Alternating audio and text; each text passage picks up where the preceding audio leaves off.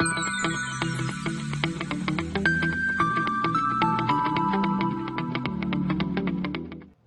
students, myself Milan Patel, Assistant Professor from LG Institute of Engineering and Technology. In this lecture, we will cover Introduction of Surveying, second, Primary Divisions of Surveying, third, Classification of Surveying, and lastly, we will cover Fundamental Principles of Surveying. Let's start with Introduction of Surveying. So, first question will come into the mind is, what is surveying? So, surveying is mainly used for preparing map or plan for a particular land or plot. For that, we have to define the positions of different points. For determining position of different points, we have to measure number of distances and angles. So, by that, we can create the definition of surveying, which is surveying is an art and science of determining relative positions of different points on the surface of the earth by measuring horizontal and vertical distances and angles to prepare map or plan with suitable scale. This is called as surveying. Now, let's discuss the aims of surveying or objectives of surveying. So, first aim or objective of surveying is to take measurements of various points by measuring horizontal and vertical distances and angles. After measurement, we can prepare map or plan. So second objective or goal is to prepare map or plan for a particular land or plot. Third is to find out or to determine area and volume for a particular plot after preparing plan or map. Fourth aim or objective is to mark the positions of various points on the surface of the earth from the plan. And then lastly, we can find out or fix the boundaries of various plots, city, district and countries by survey. These are the main 5 objectives of survey. Now, let's see the applications of surveying. First application of surveying is to prepare topographical map, which shows rivers, valleys, mountains, etc. You can see one example of topographical map.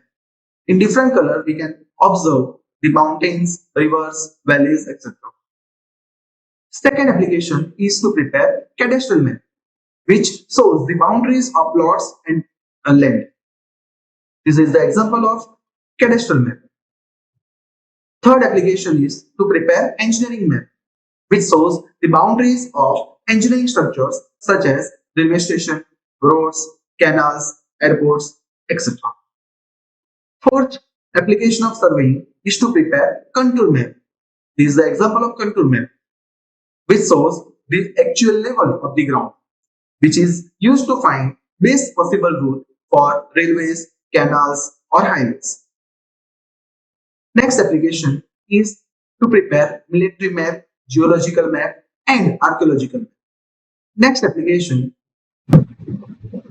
is setting out of works, means to mark the positions of proposed plan onto the ground. Next application is for route surveys, or it is used to fix elements of roads, canals, tunnels, etc. Next is to plot irregular boundaries of plot or land. Surveying is used.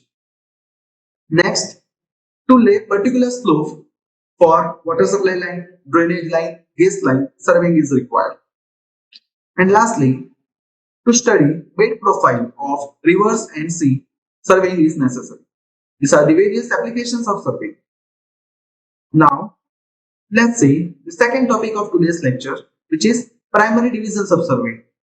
How surveying is divided primarily. You all know the earth surface is spherical. Suppose we take 3 points on the surface of the earth, which is A, B and C. If we have to find out the area between these 3 points, usually we can connect these points by straight lines and measure the area. But it is true to find the area by connecting straight lines? No. If the area between these 3 points is more, or the line is about hundreds of kilometers, then we have to consider the curvature of the earth. So these primary divisions of surveying is basically based on the consideration of curvature of the earth. If the curvature of the earth is not considered, it is called as plane surveying, and if the curvature of the earth is considered in surveying, it is called as geodetic surveying. In plane surveying, the line which is connecting between these 2 points is considered as straight line, while in geodetic surveying it is curved line. In plane surveying, the angles are plane angles, while in geodetic surveying these are the spherical angles. In plane surveying, the actual connecting triangle is the plane triangle, and in geodetic surveying, spherical triangle is used to find out the area or for surveying. Now let's discuss the difference between plane surveying and geodetic surveying. First is Earth surface. In plane surveying, the Earth surface is considered as plane surface, while in geodetic surveying, Earth surface is considered as curved surface. Second difference is curvature of the Earth. In plane surveying, curvature of the Earth is not considered or it is ignored, while in geodetic surveying, curvature of the Earth is taken into the consideration. Next, line. In plane surveying, line joining between 2 points is considered as straight line, while in geodetic surveying, line connecting 2 points is considered as curved line. Next, triangle. Triangle formed by the straight lines are plane triangles in plane surveying, while in geodetic surveying, the triangle formed by curved lines are spherical triangles. Next is angles. In plane surveying, angles formed by triangles are plane angles, while in geodetic surveying, angles formed by the curved lines or spherical triangle is called as spherical angles. Next is plane surveying is carried out for smaller areas less than 250 km square, while geodetic surveying is carried out for larger areas having area greater than 250 km square. Next, plane surveying is carried out by local agencies such as Railway Department, Irrigation Department, and R&B means Road and Building Department. And geodetic surveying is carried out by only one agency in India, which is Survey of India Department, for preparing accurate maps of states and countries. Next is standard of accuracy. Plane surveying. In plane surveying, standard of accuracy is low, while in geodetic surveying, standard of accuracy is high. That's all about the difference between plane surveying and geodetic surveying. Now, let's discuss the classification of surveying, which is the third topic in today's lecture. Basically, surveying is classified in 4 categories. First is based on instrument, second is based on purpose, third is based on method, and fourth is based on nature of field. First, we will discuss about classification based on instruments. So, based on instrument, surveying is classified into number of groups. First is chain surveying. In this type of surveying, the name itself suggests chain is used. You can say this chain. This chain is used for linear measurements. So, chain surveying is used for taking linear measurements. Second type of surveying based on instrument is compass surveying, which is used to measure the angles. So, compass surveying is used for angular measurement. Third is the combination of first two, chain and compass surveying, in which chain and compass instrument is used for linear as well as angular measurement. Fourth type of surveying is plane table survey. This is the one type of plane table which is used to find the exact angles between the boundaries without using compass. This is called as plane table survey. Fifth is theodolite survey. This is the instrument which is used for accurate angle measurement. By this instrument, you can measure horizontal as well as vertical angles. So, theodolite survey is mainly used for accurate angular measurement. Next type of survey is tachyometry survey. In this type of survey, tachyometer is used. This is the advanced version of theodolite. This tachyometer is used for measuring angles as well as linear measurement. Next type of survey is leveling survey. In this type of survey, various leveling instrument like dumpy level is used. By this instrument, we can find out the level difference between two points. Next is photogrammetric survey, in which number of aircrafts or satellites are used and number of photographs are taken for particular land under survey. By merging these photographs, we can prepare the plan or we can prepare the map of particular area, and by that we can find out the area of that land or plot. This is called as photogrammetric survey, is one type of aerial survey. Next is EDM survey. This is nowadays gradually used type of survey. The full form is electronic distance measuring tool. In this type of survey, total station is used. This yellow instrument is a total station which is used for all type of measurement like linear, angular, level difference, etc. This is all about the classification of surveying based on instruments. There are the 9 types of survey. Okay. Next type of survey or next classification is based on purpose. So based on purpose, surveying is classified into 4 categories. First is geological survey. It is one type of surface and subsurface survey which is used to locate different minerals and rocks. Second type of survey is mine survey, which is also surface and subsurface survey which is used to explore mineral or number of rocks. It is used to guide tunneling process or other operations in mining. Next type of survey is military survey. It is one type of aerial survey which is used to locate strategic points or positions for the purpose of military operations. Next type of survey is archaeological survey, which is used to find the relics or antique items of civilization, kingdoms, fort or temples. That's all about the classification of surveying based on purpose. Now, let's discuss the classification of surveying based on methods.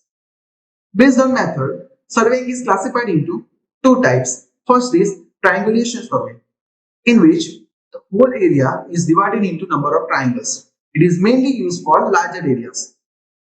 Next is traversing survey. Traverse is a circuit of survey line. You can say this is the traverse, the circuit of survey line. It may be open or closed. This is the open traverse. This is the closed traverse. In this type of survey, it is basically used for smaller areas, and for that, number of linear measurement is taken by chain or tape, while angular measurements are taken by compass or theodolite.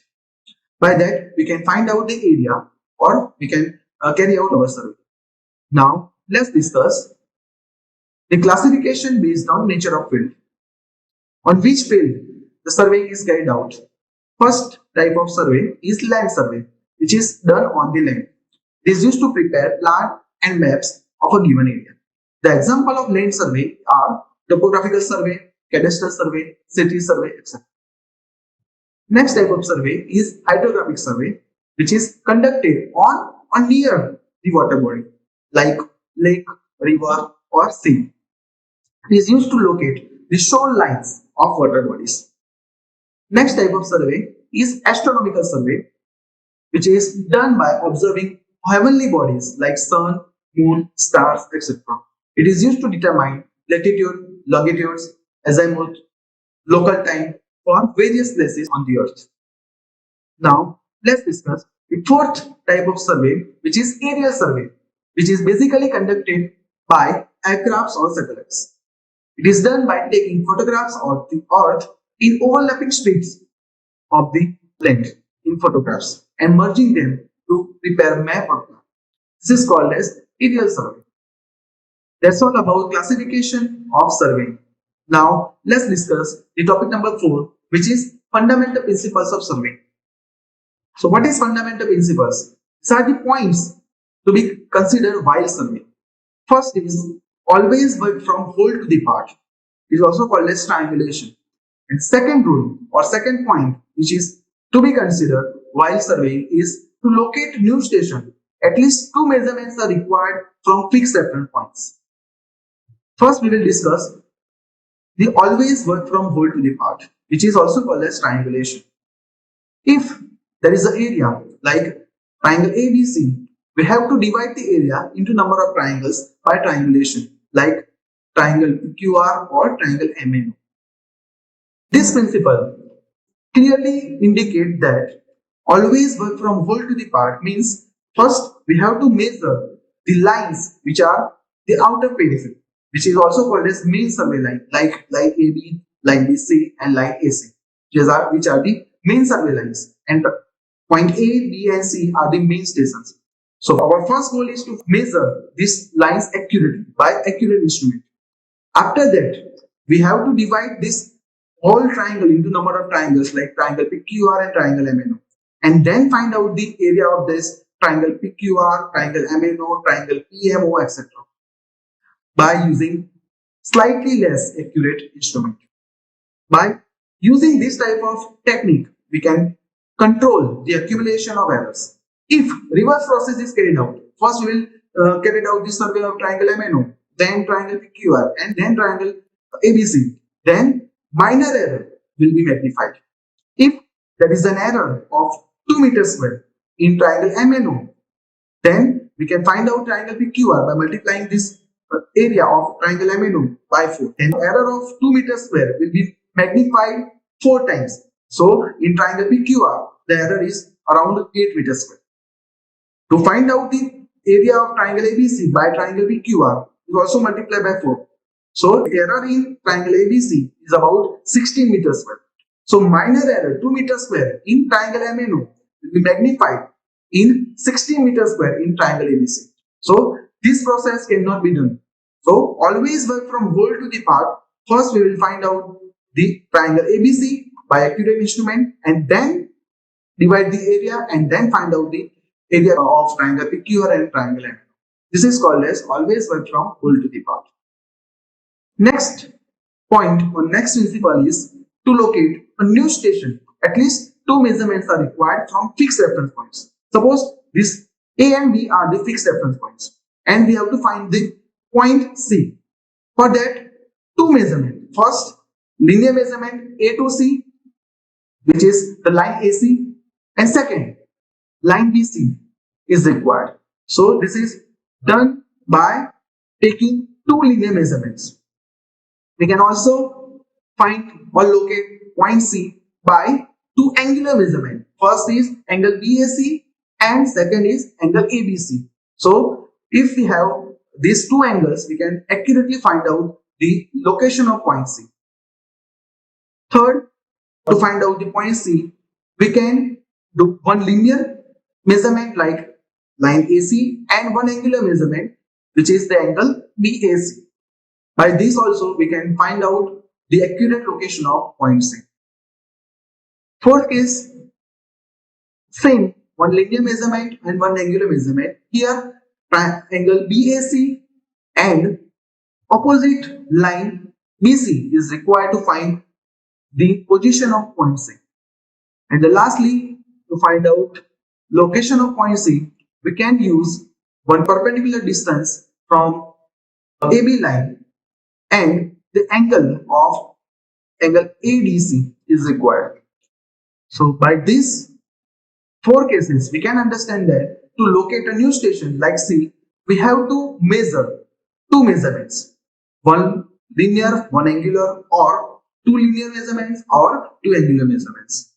It is all about the fundamental principles of surveying, which are the points to be considered while surveying. That's all about today's lecture.